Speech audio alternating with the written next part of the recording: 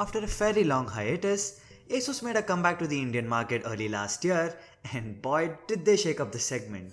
The Max Pro M1 retailed for as low as Rs 11,000, and what you got for that price was a Snapdragon 636 chip, a humongous 5000 mAh battery, stock Android, and a decent set of cameras.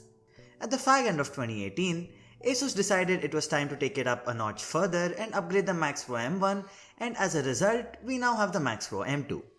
It has a considerably better Snapdragon 660 SoC, the same high capacity battery, improved cameras, and a new display with a notch, all for a complete bargain of a price. We've let the buzz settle, we've let updates do their job, and we're here to tell you how it is to live with the Asus Zenfone Max Pro M2, coming up next on TechPP.com. I'm not going to go over all the detailed specifications as this is more of my experience using the phone over a considerable amount of time. That being said, let's start with the build and design. The Max Pro M2 has a polycarbonate back with a pseudo glass finish, and while it does look attractive and reflects light really well, it's a huge collector of fingerprints and scratches over time. If you put on a case, however, like most of us do, this shouldn't be much of an issue. I wouldn't say the form factor is handy, but the phone does feel solid. All necessary ports are present and the SIM tray takes in 2 SIMs and an SD card. The fingerprint scanner is quite fast and accurate and is placed exactly where I want it to be. On the front, we have a 6.26-inch IPS Full HD panel with a notch housing the front-facing camera, earpiece, the usual array of sensors and an LED flash. The display has good color reproduction and viewing angles, but the outdoor visibility could have been better. Asus is also using Corning's Gorilla Glass 6 for protection, which makes it the only device in this segment to feature this. The call quality was fine too, and I had no issues with cellular reception. Moving on to performance, the Zenfone Max Pro M2 is a champ and I did not encounter any hiccups during daily usage. The stock Android software surely helps in this regard along with the Snapdragon 660 SoC, which is quite capable as we've seen with other phones in the past. Even performing intensive tasks or gaming on this device is a pleasant experience.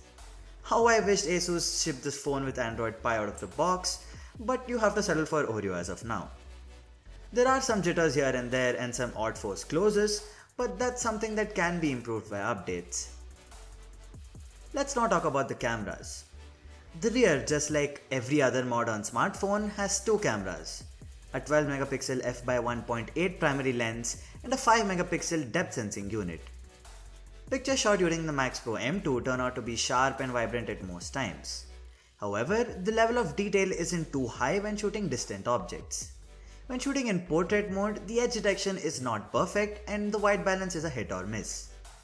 When we move to low light, the camera performance obviously degrades, but the wide aperture ensures that enough light is captured to produce usable shots. The front-facing 13MP shooter does a decent job too, but the selfies taken appear to be slightly on the softer side and edge detection for portrait mode still doesn't seem to be spot on. Do note that these results are after the OTA update which was released to improve the cameras. On a side note, the camera app that comes preloaded is lackluster and I feel the processing is what's throttling the camera performance of the Max Pro M2. In order to take full advantage of the hardware, I would suggest you to install the Google Camera mod, a guide to which will be linked in the description below. In my testing, I found that the Google Camera app takes sharper pictures with better dynamic range.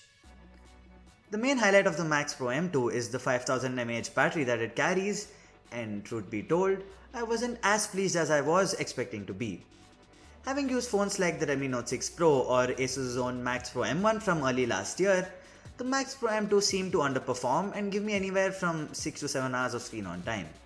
Now, that's not bad numbers by any means, but my expectations from the 5000 mAh battery were higher and I was slightly let down due to what seems like an optimization issue, something that Asus should address with a software update soon. The included charger has an output rating of 10 watt and takes anywhere around 2.5 hours to fully charge the phone. Well, that was my experience using the Max Pro M2 as my daily driver. Phones under the Rs 15,000 mark have come a long way and the gap between a flagship and a mid-ranger seems to be reducing rapidly. The Zenfone Max Pro M2 is undoubtedly a great option to consider if you're looking for a smartphone in this segment, with the closest competitors being the Redmi Note 6 Pro which has better cameras, or the Realme 2 Pro with the dewdrop notch if you're into that kind of a thing.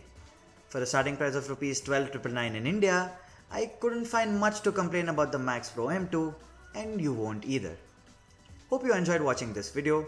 Do let us know your views in the comment section below, and until next time, may the tech be with you.